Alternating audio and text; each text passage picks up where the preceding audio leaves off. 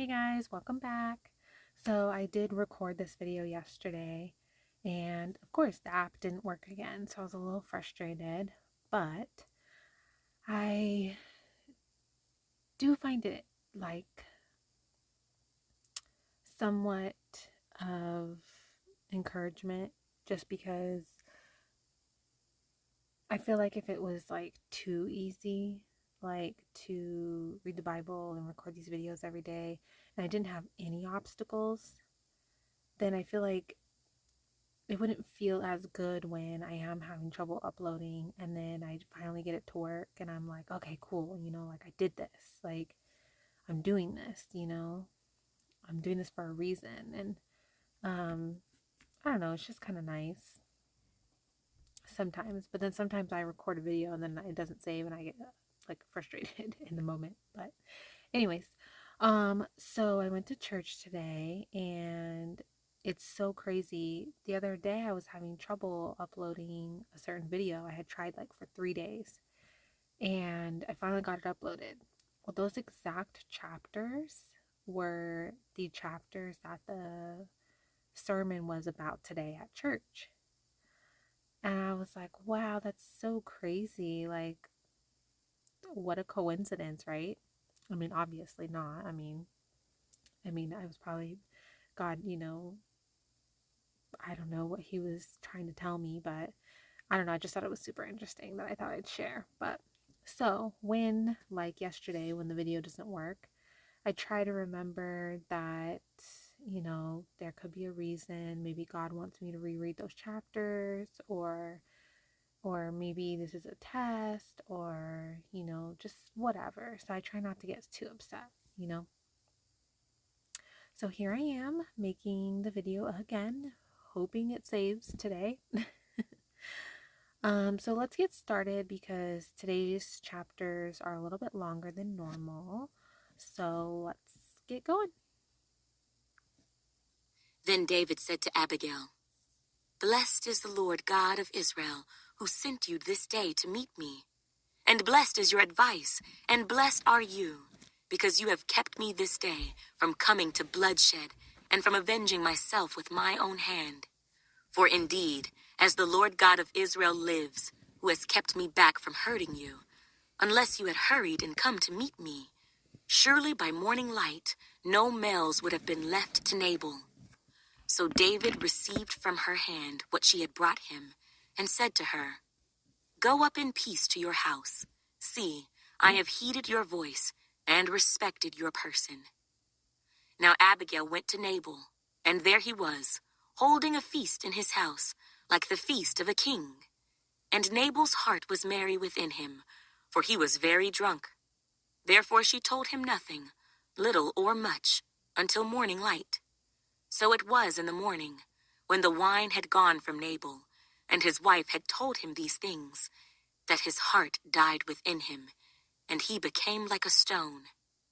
Then it happened, after about 10 days, that the Lord struck Nabal, and he died. So when David heard that Nabal was dead, he said, "Blessed be the Lord, who has pleaded the cause of my reproach from the hand of Nabal, and has kept his servant from evil. For the Lord has returned the wickedness of Nabal on his own head."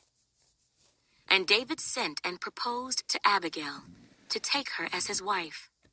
When the servants of David had come to Abigail at Carmel, they spoke to her, saying, "David sent us to you, to ask you to become his wife." Then she arose, bowed her face to the earth, and said, "Here is your maidservant, a servant to wash the feet of the servants of my Lord." So Abigail rose in haste and rode on a donkey, attended by 5 of her maidens. And she followed the messengers of David, and became his wife. David also took Ahinoam of Jezreel, and so both of them were his wives.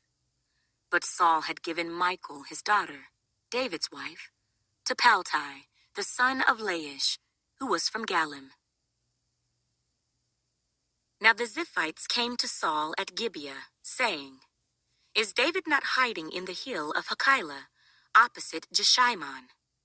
Then Saul arose and went down to the wilderness of Ziph.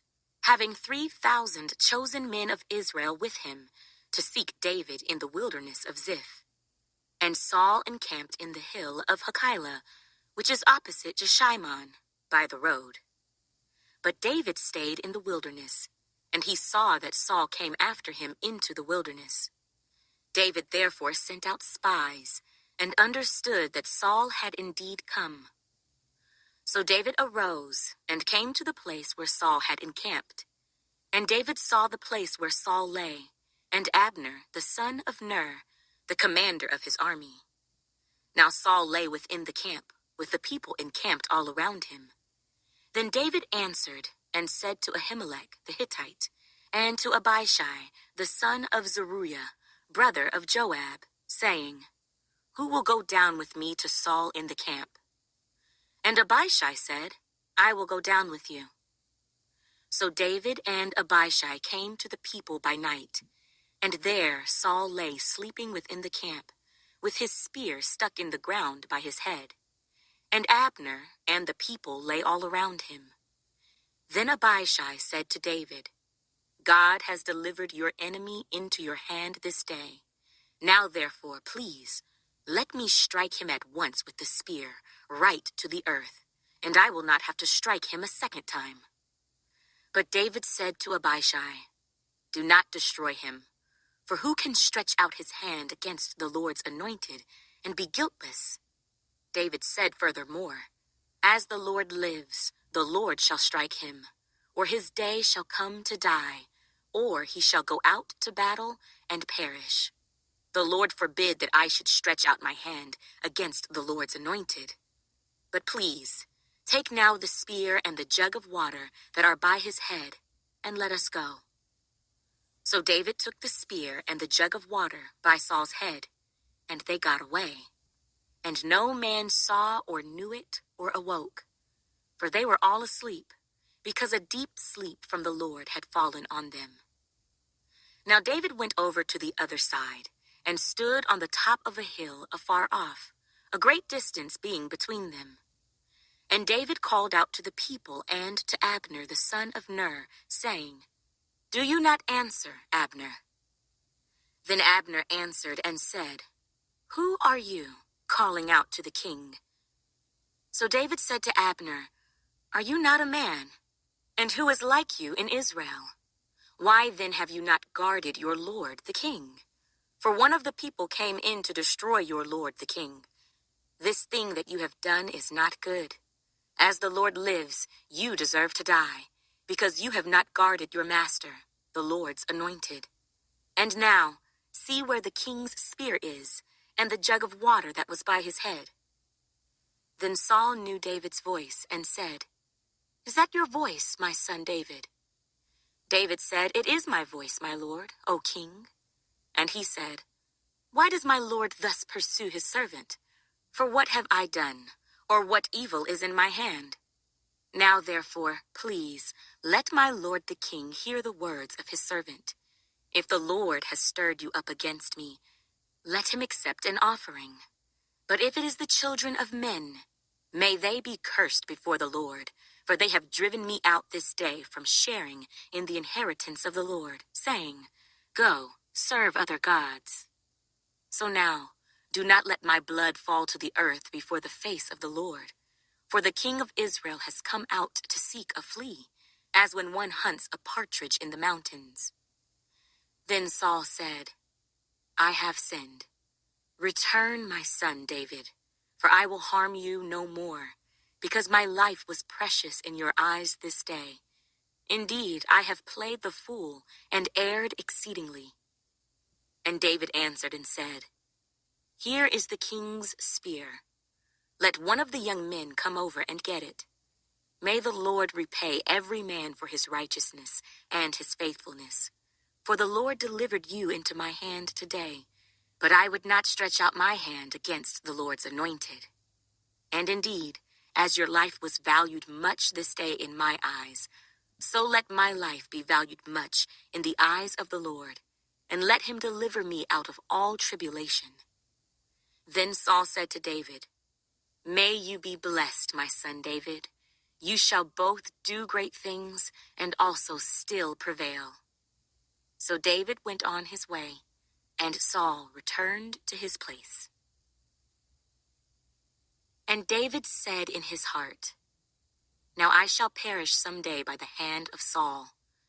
There is nothing better for me than that I should speedily escape to the land of the Philistines, and Saul will despair of me, to seek me any more in any part of Israel. So I shall escape out of his hand." Then David arose and went over with the 600 men who were with him to Achish, the son of Maoch, king of Gath. So David dwelt with Achish at Gath, he and his men, each man with his household, and David with his 2 wives, Ahinoam, the Jezreelitess, and Abigail, the Carmelitess, Nabal's widow. And it was told Saul that David had fled to Gath, so he sought him no more. Then David said to Achish, "If I have now found favor in your eyes, let them give me a place in some town in the country, that I may dwell there. For why should your servant dwell in the royal city with you?" So Achish gave him Ziklag that day. Therefore Ziklag has belonged to the kings of Judah to this day. Now the time that David dwelt in the country of the Philistines was 1 full year and 4 months. And David and his men went up and raided the Geshurites, the Girzites, and the Amalekites, for those nations were the inhabitants of the land from of old, as you go to Shur, even as far as the land of Egypt. Whenever David attacked the land, he left neither man nor woman alive, but took away the sheep, the oxen, the donkeys, the camels, and the apparel, and returned and came to Achish. Then Achish would say, "Where have you made a raid today?" And David would say, "Against the southern area of Judah, or against the southern area of the Jerahmeelites, or against the southern area of the Kenites." David would save neither man nor woman alive, to bring news to Gath, saying, lest they should inform on us, saying, "Thus David did." And thus was his behavior all the time he dwelt in the country of the Philistines. So Achish believed David, saying, "He has made his people Israel utterly abhor him. Therefore he will be my servant forever." Now it happened in those days that the Philistines gathered their armies together for war, to fight with Israel. And Achish said to David, "You assuredly know that you will go out with me to battle, you and your men." So David said to Achish, "Surely you know what your servant can do." And Achish said to David, "Therefore I will make you one of my chief guardians forever." Now Samuel had died, and all Israel had lamented for him, and buried him in Ramah, in his own city. And Saul had put the mediums and the spiritists out of the land. Then the Philistines gathered together and came and encamped at Shunem. So Saul gathered all Israel together, and they encamped at Gilboa. When Saul saw the army of the Philistines, he was afraid, and his heart trembled greatly. And when Saul inquired of the Lord did not answer him, either by dreams or by Urim, or by the prophets. Then Saul said to his servants, "Find me a woman who is a medium, that I may go to her and inquire of her." And his servants said to him, "In fact, there is a woman who is a medium at Endor." So Saul disguised himself and put on other clothes, and he went, and 2 men with him. And they came to the woman by night. And he said, "Please conduct a seance for me, and bring up for me the one I shall name to you." Then the woman said to him, "Look, you know what Saul has done, how he has cut off the mediums and the spiritists from the land. Why then do you lay a snare for my life, to cause me to die?" And Saul swore to her by the Lord, saying, "As the Lord lives, no punishment shall come upon you for this thing." Then the woman said, "Whom shall I bring up for you?" And he said, "Bring up Samuel for me." When the woman saw Samuel, she cried out with a loud voice. And the woman spoke to Saul, saying, "Why have you deceived me? For you are Saul." And the king said to her, "Do not be afraid. What did you see?" And the woman said to Saul, "I saw a spirit ascending out of the earth." So he said to her, "What is his form?" And she said, "An old man is coming up, and he is covered with a mantle." And Saul perceived that it was Samuel, and he stooped with his face to the ground and bowed down. Now Samuel said to Saul, "Why have you disturbed me by bringing me up?" And Saul answered, "I am deeply distressed, for the Philistines make war against me, and God has departed from me and does not answer me any more, neither by prophets nor by dreams. Therefore I have called you, that you may reveal to me what I should do." Then Samuel said, "So why do you ask me, seeing the Lord has departed from you and has become your enemy? And the Lord has done for himself as he spoke by me. For the Lord has torn the kingdom out of your hand and given it to your neighbor, David, because you did not obey the voice of the Lord, nor execute his fierce wrath upon Amalek. Therefore the Lord has done this thing to you this day. Moreover, the Lord will also deliver Israel with you into the hand of the Philistines. And tomorrow you and your sons will be with me. The Lord will also deliver the army of Israel into the hand of the Philistines." Immediately, Saul fell full length on the ground and was dreadfully afraid because of the words of Samuel. And there was no strength in him, for he had eaten no food all day or all night. And the woman came to Saul and saw that he was severely troubled, and said to him, "Look, your maidservant has obeyed your voice, and I have put my life in my hands and heeded the words which you spoke to me. Now therefore, please, heed also the voice of your maidservant, and let me set a piece of bread before you, and eat, that you may have strength when you go on your way." But he refused and said, "I will not eat." So his servants, together with the woman, urged him, and he heeded their voice. Then he arose from the ground and sat on the bed. Now the woman had a fatted calf in the house, and she hastened to kill it. And she took flour and kneaded it, and baked unleavened bread from it. So she brought it before Saul and his servants, and they ate. Then they rose and went away that night. Then the Philistines gathered together all their armies at Aphek, and the Israelites encamped by a fountain which is in Jezreel. And the lords of the Philistines passed in review by hundreds and by thousands, but David and his men passed in review at the rear with Achish. Then the princes of the Philistines said, "What are these Hebrews doing here?" And Achish said to the princes of the Philistines, "Is this not David, the servant of Saul, king of Israel, who has been with me these days, or these years? And to this day I have found no fault in him, since he defected to me." But the princes of the Philistines were angry with him. So the princes of the Philistines said to him, "Make this fellow return, that he may go back to the place which you have appointed for him, and do not let him go down with us to battle, lest in the battle he become our adversary. For with what could he reconcile himself to his master, if not with the heads of these men?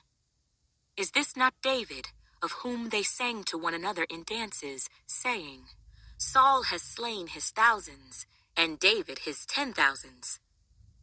Then Achish called David and said to him, "Surely as the Lord lives, you have been upright, and your going out and your coming in with me in the army is good in my sight. For to this day I have not found evil in you since the day of your coming to me. Nevertheless, the lords do not favor you. Therefore return now, and go in peace, that you may not displease the lords of the Philistines." So David said to Achish, "But what have I done? And to this day what have you found in your servant, as long as I have been with you, that I may not go and fight against the enemies of my lord the king." Then Achish answered and said to David, "I know that you are as good in my sight as an angel of God. Nevertheless, the princes of the Philistines have said, 'He shall not go up with us to the battle.' Now therefore, rise early in the morning with your master's servants who have come with you. And as soon as you are up early in the morning and have light, depart." So David and his men rose early to depart in the morning, to return to the land of the Philistines. And the Philistines went up to Jezreel. Now it happened, when David and his men came to Ziklag, on the third day, that the Amalekites had invaded the south and Ziklag, attacked Ziklag, and burned it with fire, and had taken captive the women and those who were there, from small to great. They did not kill anyone, but carried them away and went their way. So David and his men came to the city, and there it was, burned with fire, and their wives, their sons, and their daughters had been taken captive. Then David and the people who were with him lifted up their voices and wept, until they had no more power to weep. And David's two wives, Ahinoam, the Jezreelitess, and Abigail, the widow of Nabal, the Carmelite, had been taken captive. Now David was greatly distressed, for the people spoke of stoning him, because the soul of all the people was grieved, every man for his sons and his daughters. But David strengthened himself in the Lord his God. Then David said to Abiathar the priest, Ahimelech's son, "Please bring the ephod here to me." And Abiathar brought the ephod to David. So David inquired of the Lord, saying, "Shall I pursue this troop? Shall I overtake them?" And he answered him, "Pursue, for you shall surely overtake them, and without fail recover all." So David went, he and the 600 men who were with him, and came to the brook Besor, where those stayed who were left behind. But David pursued, he and 400 men, for 200 stayed behind, who were so weary that they could not cross the brook Besor. So when I did these chapters yesterday, I was so confused on why Saul, when he went to go talk to the medium, and the medium brought up Samuel, and then Samuel was like talking to Saul or whatever. I was so confused because I was like, first off, I thought that, well, obviously, yeah, like that's a bad thing. You're not supposed to seek out mediums or seers or, do any of that stuff, seances, things like that. That's like dark stuff. And then two, I was like, that can't be Samuel, like saying those things, because like I thought once people pass on, they pass on. So then I thought, well, it has to be like a demon or something, like disguising themselves as Samuel, because when I looked this up yesterday, it tells me later, like tomorrow's chapters, where Samuel predicted that Saul will die at the hands of the Philistines, but he doesn't. He actually kills himself. And so that's not true. So pretty much they're like saying, what I read online was that it's not Samuel that the medium brought up. It was just a false, like it was like a demon or something pretending to be Samuel. But yeah, so I thought that was kind of interesting. And then I'm actually glad I reread these chapters, because at the end I picked up on things that I didn't remember yesterday. So that was kind of good. And I'm sorry, I kind of was like dozing off a couple times. I'm just so tired. I take care of my daughter like by myself full time, because my husband goes to work and school, and then he only gets a little time to sleep in between all of that, and it's just like it's a lot right now. I'm very busy and overwhelmed, and I'm just really tired. And then I'm also trying to fit this stuff in, and so it's a lot.